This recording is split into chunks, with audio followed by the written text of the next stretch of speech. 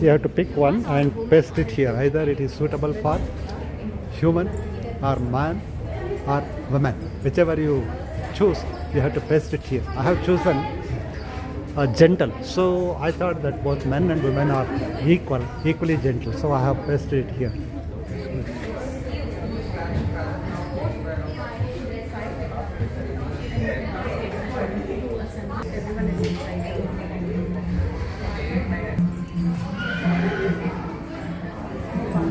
Hello.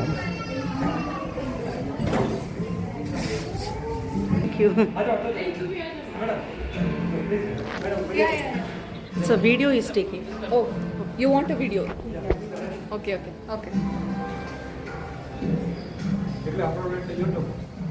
Yeah. It's. Do you want a photo as well? Okay.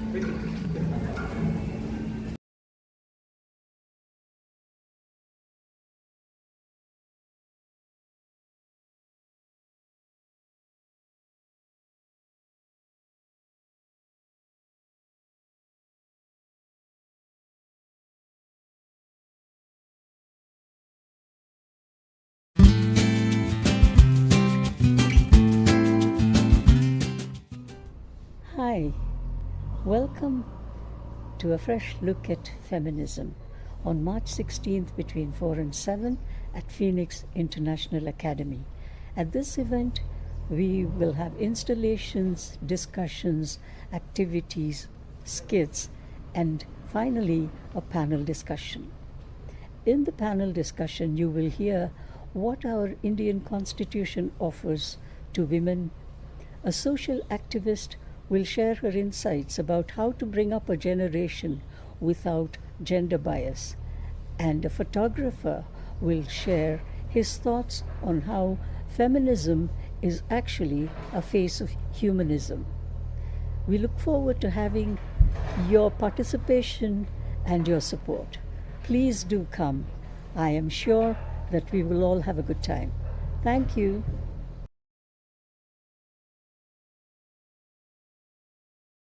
Like we know this, but it moves, Especially I love the girls wanting to take selfie with the guy who is handling the baby. It's really nice. And you handle the baby quite well. You must have taken a lot of practice, is it? Because I know you were still struggling, but well done. You didn't drop the baby. I would just like to share my personal struggle to teach my partner to participate in the house chores. And the first time, I think 5 years back, I have a live-in relationship with someone. So when I told him that you have to, participate, he's like, you can have servants, I'm ready to pay for it. Don't tell me to do it because I run a business and I can have so many things in my head. I'm not able to do this, And since those 5 years, it's been little effort to teach him. And he's like, so what do you want me to do? Tell me just and I'll do it. And when you tell them, it's like, you can't expect, like the expression is such that you are thinking like, why do you tell? Like, first they'll tell you that, okay, tell me what you want. And then if you tell them, then they make a face. Sorry, no offense to people who help around. But it's been a real struggle. But I'm very happy and proud that I'm continuing. I have not given up because I think something needs to change. And it needs to happen, even if it's the hard way. So women and men don't create that. And my elder son got his first son. He asked me, Mommy, whether mine is a normal delivery or anything complicated? Then I told, when you come to that position, you will realize what it is, the difficulty it is. No, it was very difficult to get you out because my brother is a gynecologist. we did delivery at home only, at our clinic. And it was very difficult to bring out the child. So he had told me. Didn't account for was the internalized patriarchy, the very subtle internalized patriarchy. So we've been brought up hearing things like the state of the house reflects the state of the woman and things like that. It's a reflection of the woman and things like that. And oh, I would do it better. He doesn't know how to do it. So we are not only making it difficult for the woman, all of it somehow subtly falls on her. In spite of it being called a feminist household, you're also infantilizing the men when you do things like, oh, he would know how to do that. So I think we need to stop doing that and just divide the chores equally and fairly. Thank you. In the airport, I came across there was a woman driving a taxi, and it took me 5 minutes to convince myself it's going to be fine to take a woman driving taxi. So I think we also, as women, we also question and take back. But I did take, and she did drop me home safely, and it just reminded me of that. So I just wanted to share. Dialogues, we should just leave it open, right? And we were like, actually that works. And we were like, yeah, that really works, because we would like to know that what you think, or where do you think the wife works? Anybody can answer. The wife is working with the army, right? That was what you were saying. Working with the army, and the man saying that while my wife is taking care of the nation, I'm taking care of our baby, right? So that also rung really well with us. But then we said, why do we have to justify? Why do we need to justify the wife not being there for a reason? Why can't the wife must just be chilling, listening to music, whatever, okay? And the father is taking care of the baby.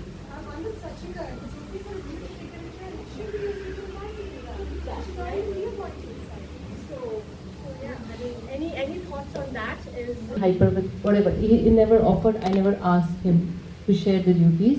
And trust me, inside of me, never felt confident that my child is safe in his hands. Like, in the sense I took it all on me. So without knowing, without understanding. Now my only regret after coming out of marriage so many years back, to look back is that why didn't I ask him to share the responsibilities?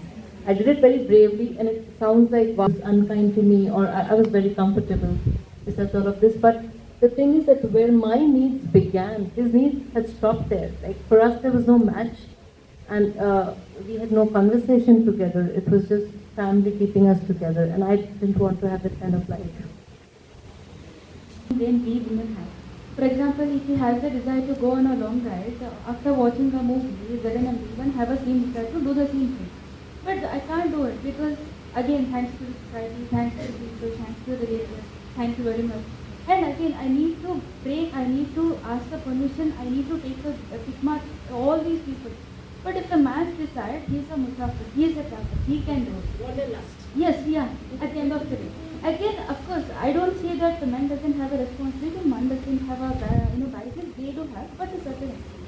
But when it comes to women, every stage, by chance if a woman do get the permission, things will go, but the chance of returning back home safely, I guess it will be the same.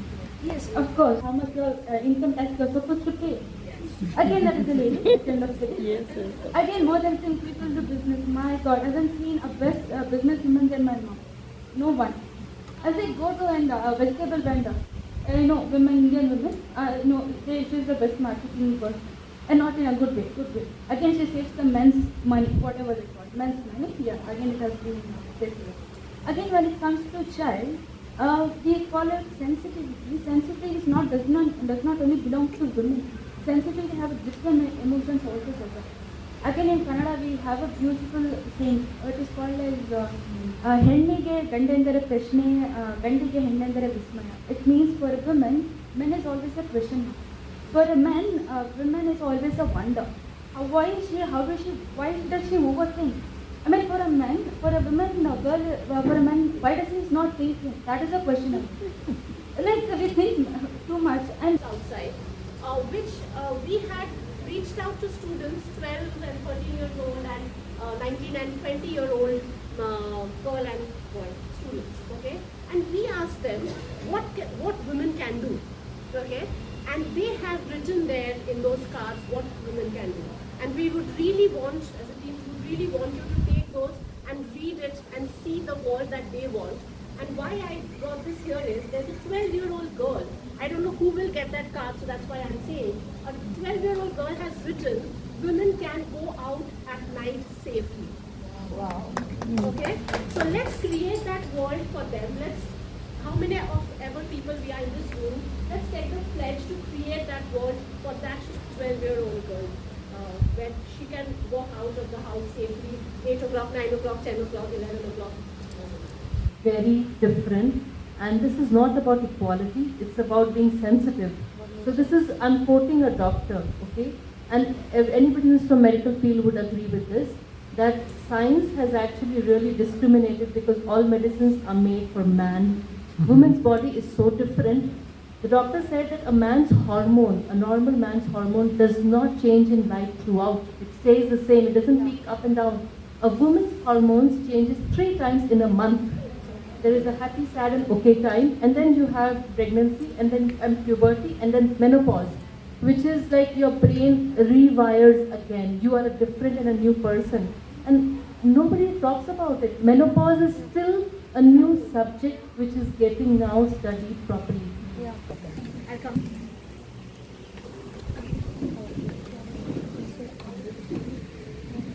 Yeah, I just wanted to say one of my favorite speeches on feminism that I tend to give.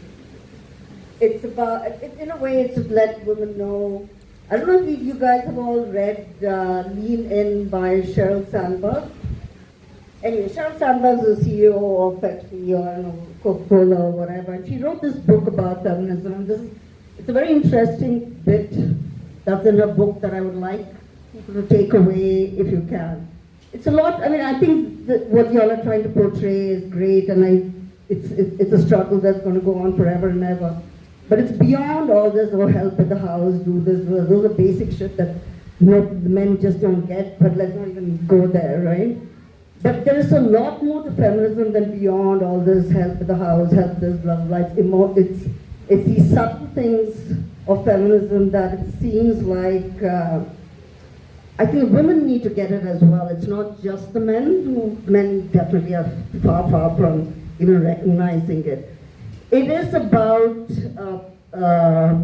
how we also see men with power, right? I mean, and, you know, people who are in the medical field, I'll just give you a little bit about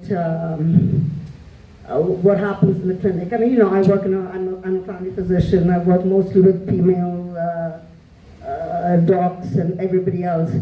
But it could be that there'll be the one male doc. All the nurses, everybody else will be there. But the minute the one male doc starts speaking, everybody shuts up and listens. The minute it's a female who's talking, whether it's doc, it's nurse, it doesn't matter who it is, everybody else thinks it's okay to interrupt and to not give the space. And there's so many subtle things about language that women use, the tone use, that is not given enough respect. And so this is sort of the background that I want to kind of base it on. And one other example before I move into Sheryl Sandberg's book on, this particular incident that I want to talk about. Not Sheryl Sandberg. Yeah, I live in Canada half the year, and we had 3 women premiers at a couple of years back, 3 different provinces. And they were kind of asking them on what is it that you see as one of your biggest problems when it comes to this, right? And how do you notice feminism or whatever? And they talked about how the men would come into their room, whatever, they are the premier, the man sitting next to them is whatever, they're, maybe the chief of staff or whatever. But the men, especially the older men mostly maybe, would end up looking at the man to talk about whatever the issue is than addressing it to the premier. So it's all these subtle forms of respect that is given more to the man than it is given to the women. And women itself perpetuate this to a large extent. We are also ingrained in this idea of feminism. So anyway, I feel like K-Mac is rushing me because there's probably more to happen. I just want to finish with this one thing which I want everybody to really, really think about and take this home. especially the women, for you all to recognize and to keep that with you all the time. So this was a Harvard, it was in Harvard economics or something, some high-end Harvard program, right? In 2002, mind you, so not like, you're not talking about the 60s or 70s or whatever. In 2002, and so she divided the class into half, the professor, half the class got the same assignment that the other half got, but one half, the main proponent of the study. Wisdom to share, but I do want to describe why we came together in the first place. I think it's a good time to do that. We thought about March. The 8th of March was coming around at that time. And we said we don't want to do another International Women's Day and like this. Yeah. We didn't want to do another International Women's Day and then, share maybe bouquets or something and go away.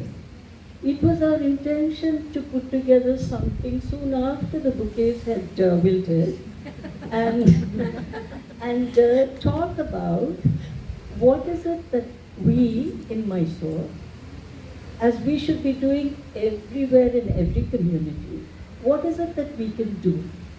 And one of the things that we thought we could do was to say, okay, let's do a social experiment. Let's get together and say we're going to take a fresh look at feminism. What does it mean? Have you thought about it lately? Have you thought about how it has impacted our lives? Have you thought about how some of the men folk that we share our lives with, how they have become, they are as feminist as we are. And that is the great thing. And if feminism as a movement has given something to many of us, it is in that we don't feel that we are in a hostile place when we are in our homes. And this is a very major step. Our purpose is to initiate discussion only today. We started very modestly. We are very happy to see so many people. The idea is to take it forward. We assure you that we will have a debriefing after this, the small group that put it together. We will see where we should take it forward. And as Nayana said, there are many layers and many issues. We'll have to take everything in its context, not in its able to use. If we could be as self-reliant, I sometimes think, as informed, I think sometimes, as resilient, I think, if we could interact with the people who live outside and who seem to manage their dignity in a way that is more natural, and as I said, it comes from the core, I think we'll be doing ourselves and our communities a great service. So one of our...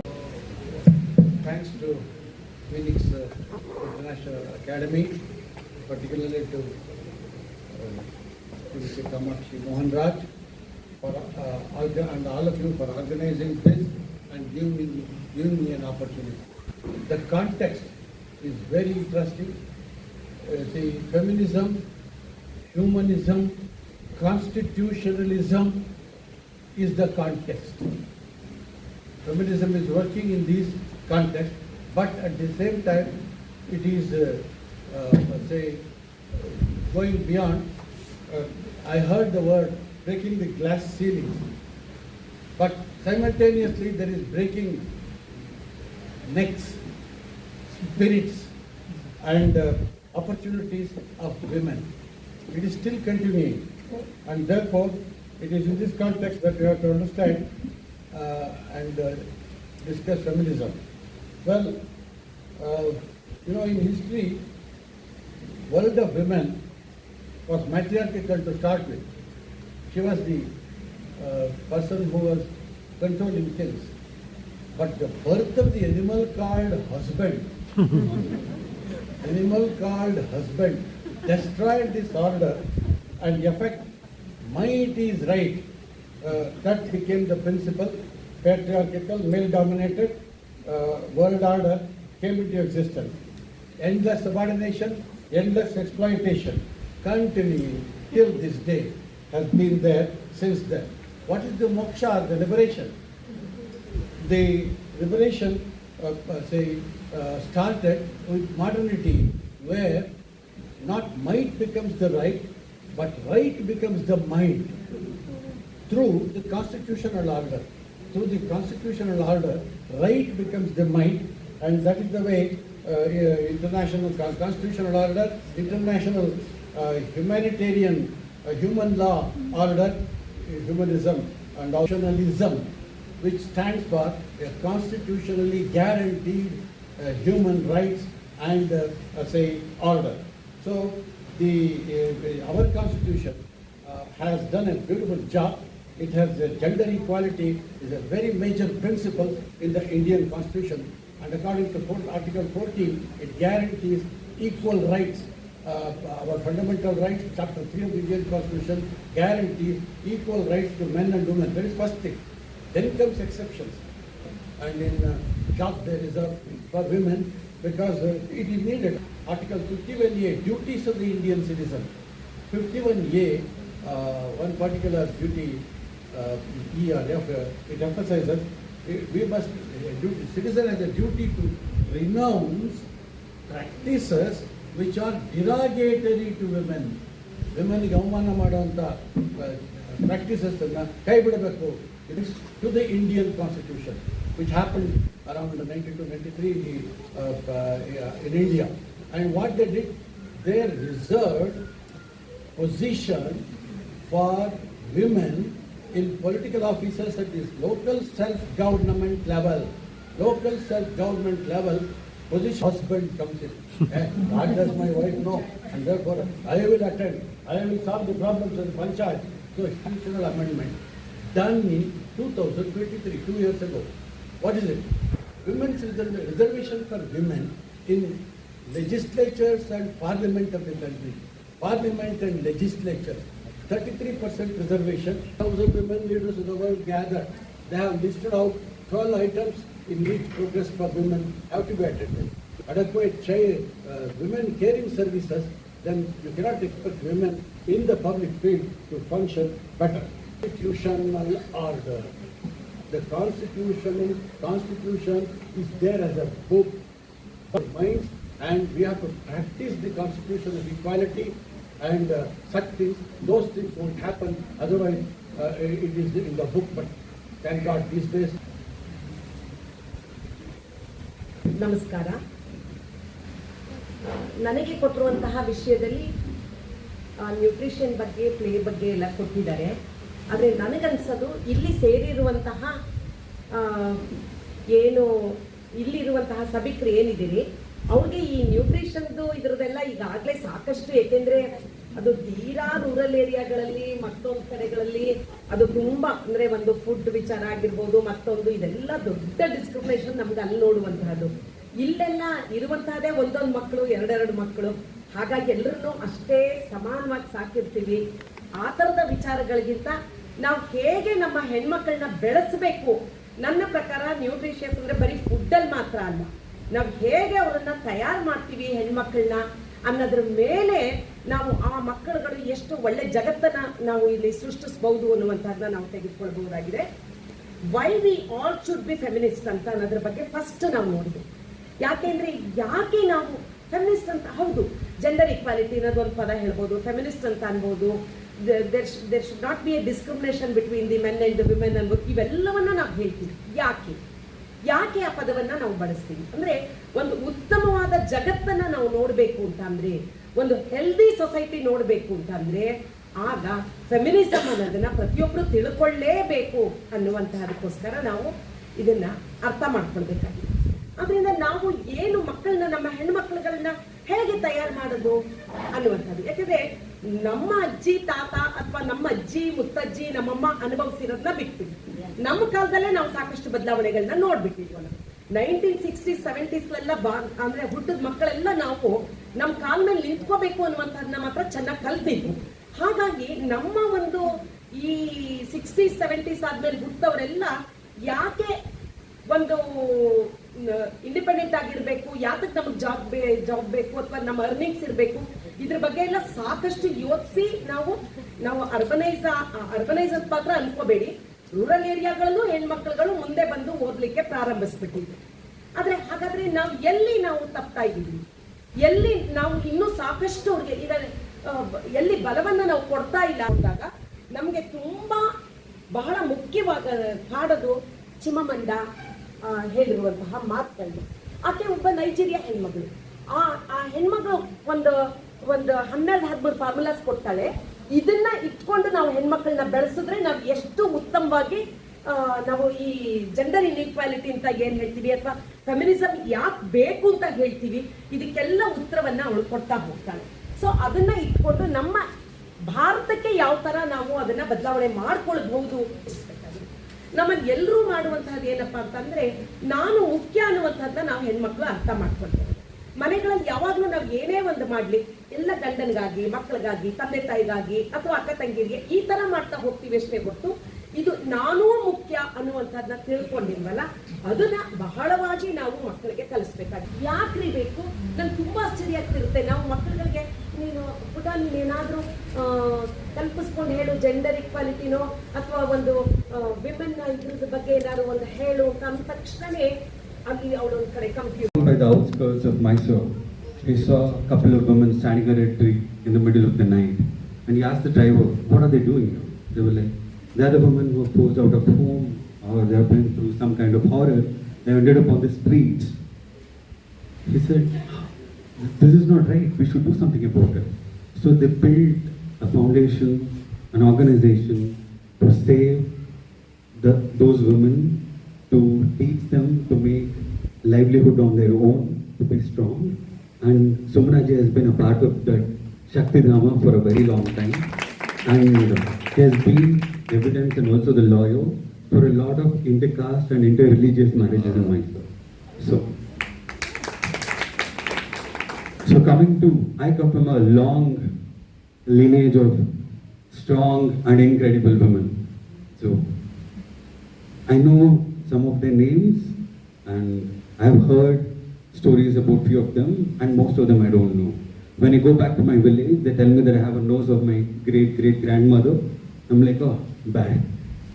They say you have the strength and the humor of your grandfather, and the way you talk to women is like how my grandmother used to talk. So I'm like, wow, I'm an amalgamation of so many people. And when they say we are 200 million years of evolution, it's time to behave like that, is what I feel. And the most beautiful thing in my life, and the most uncomfortable and the tough thing in my life has been having conversations. A wonderful friend of mine said, the sexiest thing in his life has been a honest conversation. And I agree with him. And also the most uncomfortable, you need a lot of strength to be honest, to be vulnerable, and that's also a conversation. And today's topic is one such thing. And the first thing I had to do was to Google properly what feminism is, what misogyny is, what hypocrisy is, and I should be right when I say people. So I certified myself as a good, kind, very feminine man all these years when I was single. And when a woman entered into my life, I realized I'm not that kind, I'm not that gentle. And she told me something on my face. She said, it's easy to act very empathetic. And it's very hard to really be empathetic. So there was no expression on my face because it was true, and I was angry and I was furious. And I'm still going through that phase of understanding where all that ideas have formed in my head, that I'm hurt so easily, that I feel, are you putting me down? This is the first reaction that I have. I'm like, whoa, and so there's a lot of things that I have to inquire within myself. Like my master used to say, no matter what, God gives you a blessing or if it takes you to salvation. But if you don't start self-inquiry every single day, there's no way you're going to evolve. And also men like us sit at home and tell our young boys about everything. Indians love sex. but they don't want to talk about it. It's time that we educate and teach a younger generation honestly and kindly about everything that makes us awkward. I think it's high time we should do that in every home. That's where it should start. Total joy he feels when he talks about the Indian Constitution. I want to thank you for that, because the Constitution is a living document. It is not something that we need to be afraid to look at and learn. Doubtless it's huge, but everything in it really concerns us.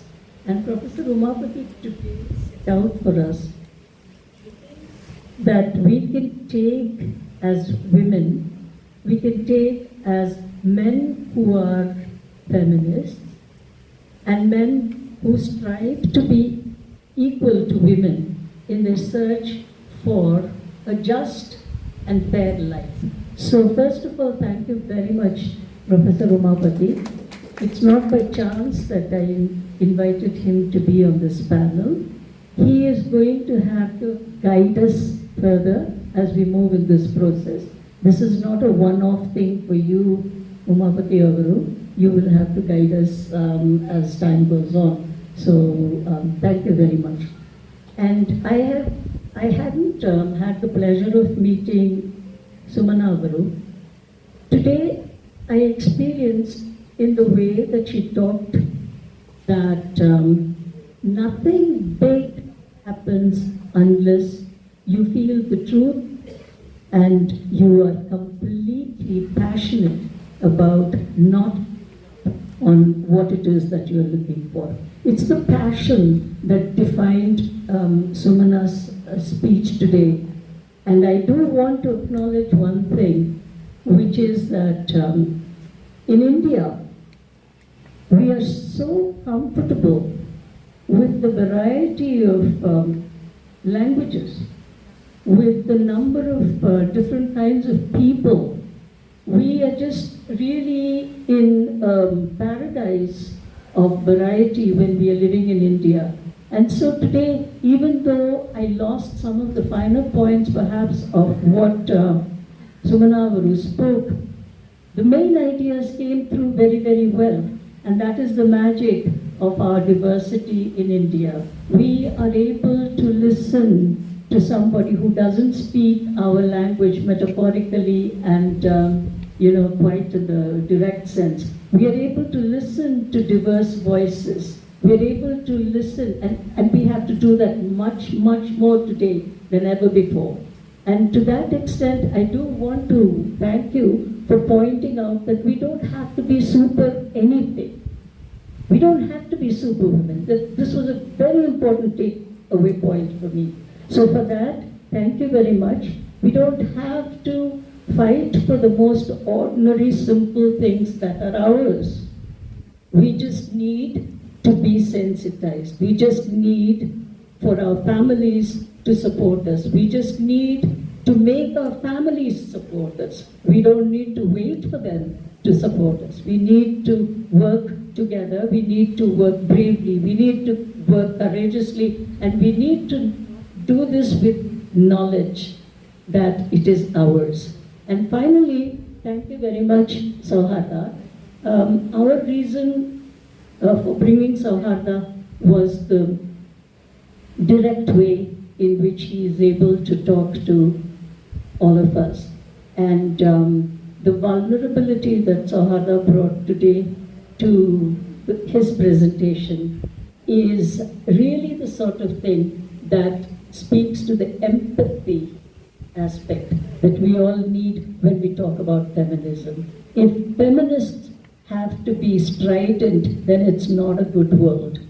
Feminists have to have the same empathy that we expect of men. So thank you very much, Sauharda. And now I certainly hope that we have a little bit of time. I hope that there will be some interaction with people. Has expanded Article 21 in their interpretation, and they have included right to education, right to information, and right to livelihood, and many other things. Indian courts have added additional rights. Rights are there, but at the same time, limits and capacities of the state to provide. You cannot hold a gunpoint and then make the match. So there is some. I'm not very clear and very sure about whether a parent can go to court and compel. Sir ಹತ್ರ ಎಲ್ಲೂ ಇಲ್ಲ.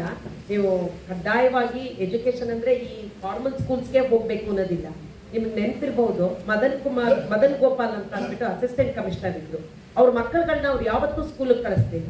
ಹಾಗೇನೆ private tuitions ಕೊಟ್ಕೊಂಡೆ ಮನೇಲೇನೆ ಮಕ್ಕಳನ್ನ ಬೆಳೆಸಿ ಮಕ್ಕಳಿಗೆ ಯಾವ್ದು ಬೇಕೋ ಜೀವನಕ್ಕೆ ಅದನ್ನ ನೀವು ಪದವಿ ಬೇಕು ಮತ್ತೊಂದು ಬೇಕು ಅಂತಂದ್ರೆ ನಿಮ್ಗೆ ನೇರವಾಗಿ ತೆಗೆದುಕೊಳ್ಳೋದಕ್ಕೆ ಅವಕಾಶ ಇದೆ. SSLCನೂ ನೀವು ನೇರವಾಗಿ 10th ಸ್ಟ್ಯಾಂಡರ್ಡ್ ಎಕ್ಸಾಮ್ಸ್ ತಗೊಳ್ಬಹುದಾಗಿದೆ. ಸೊ ಕಂಪಲ್ಸರಿ ಸ್ಕೂಲ್ಗೆ ಅಂದ್ರೆ ಈ ಫಾರ್ಮಲ್ ಸ್ಕೂಲ್ಸ್ಗೆ ಹೋಗ್ಬೇಕು ಅನ್ನುವಂಥದ್ದು ಇಲ್ಲ. ಎಜುಕೇಶನ್ ಬೇಕು, ಆದ್ರೆ ಅದು ಈ ತರದ ಕಂಪಲ್ಸರಿ ಅಂತ ಈ ರೀತಿಲಿ ಇಲ್ಲ ಅಥವಾ ಪನಿಷ್ ಮಾಡುವಂತಹದ್ದು ಇಲ್ಲ. We have a lot of laws which are actually in support of women's rights, and of late, I mean, maybe in the last 10 years, we have seen a misuse of those laws to a great extent. And those laws are meant for what ensure that misuse is not happening of those laws, because we see a lot of cases coming up where it has been for example, the dowry law. We have seen a lot of false cases have been put in place. So I just want to understand what can be done to prevent that, because those laws are necessary.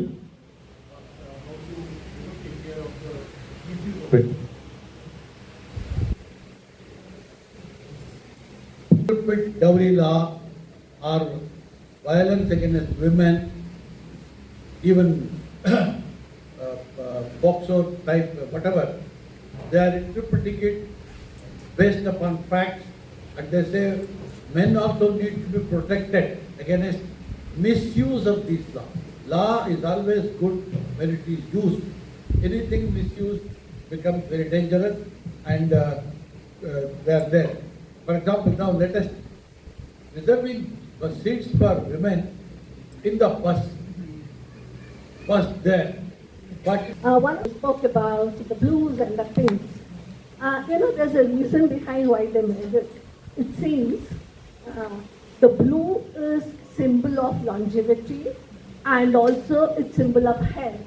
And they wanted the boys to have a longer and healthier life. And so the gender discrimination starts from the blues and the pinks. So we need to come out of this. In Bangalore, what I've seen, most of the modern day nursing homes, when a girl is born, they decorate the car with the pink balloons, and when a boy is born, it's with a lot of us men showing up. I am very happy to see this, because see, for me, my journey into feminism was not learning, it was unlearning first. Because most of us learn whatever it is on the internet, right? So when you start looking at all of these things, the moment a man said feminism early on, the amount of people who said, but men also have problems, men's right also matters. But the thing is, nobody else has actually addressed men's issues than feminists. So it's okay for a man to cry, it's okay for a man to express, it's okay for a man to be anything that he also wants to be. So it's not just women addressing all these women's issues, but it's also breaking a lot of gender roles. It's very important that men take a step forward, and if we can't really contribute to this, we shouldn't really be taking spaces away from these people. So Tell your name. Hello everyone. I'm Kiran, and I'm a mother of 2 boys, 13-year-old and a 9-year-old. So when ma'am just mentioned that mindsets have to be changed, I think it all begins at home. So when I'm raising 2 boys at home, I very well understand, before actually going to try and blame somebody else in the future, it's all in your hands how you begin it at home and how you train your boys, right? So that's one point. And when ma'am also said, there are awkward topics, like even he on the panelist, he said they have to be discussed at home.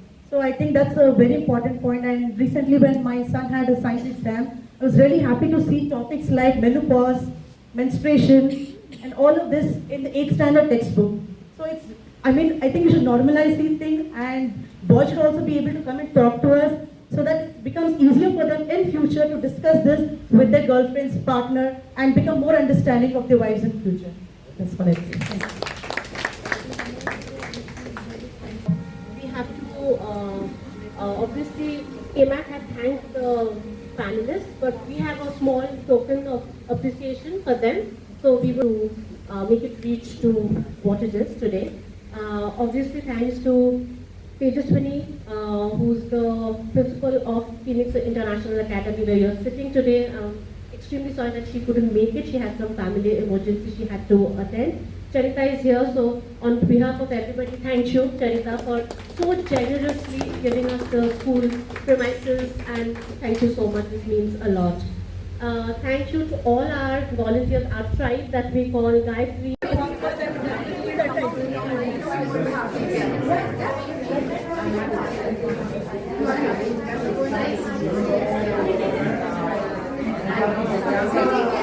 And I will see you next